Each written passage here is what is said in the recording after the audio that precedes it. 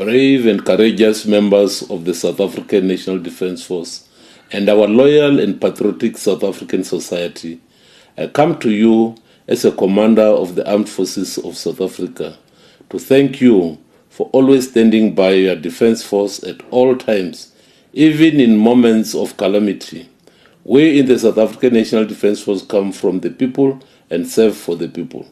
As such, we will march together with our people in the defence of our beloved South Africa, our motherland. It is with a heavy heart that I stand before you today to address the tragic loss of our brave South African National Defence Force soldiers who lost their lives in the DRC. These soldiers were part of Southern African Development Community Mission in the DRC, SAMI DRC, and the United Nations Organization Stabilization Mission in the DRC, MONUSCO. Both MONUSCO and SAMI DRC share a common mandate to support regional and international efforts in achieving lasting peace and security in the DRC. SAMI DRC and FIB, which is a component of MONUSCO, were both deployed with the mandate, among others, to support the Democratic Republic of Congo in neutralizing negative forces and armed groups in the eastern DRC in order to restore and maintain peace and security and create a secure environment. They were also to provide support to the efforts of the government of the DRC in creating a conducive environment for humanitarian assistance and providing humanitarian relief to the population affected by the military and paramilitary activities in the eastern DRC, including internally displaced persons. Protect critical infrastructure in the eastern DRC and protect civilians and their properties under imminent threat of attack. The circumstances leading to this tragic event are complex and multifaceted. SAMI DRC, comprising soldiers from Malawi, South Africa, and Tanzania, was deployed in December 2023 to the eastern part of the DRC. Their main operating base was established in Sake, near the city of Goma, an area plagued by violence and instability for many years. The primary threat in this area comes from the rebel group that is alleged to be armed, supported, trained and accompanied by the Rwandan Defense Force.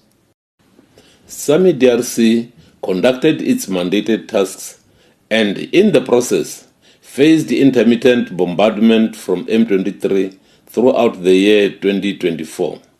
In response, our forces executed counter-bombardments.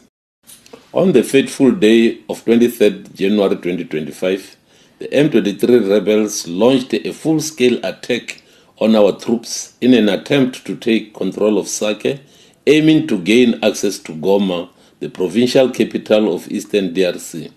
Fierce fighting ensued, and our soldiers displayed extraordinary bravery and determination.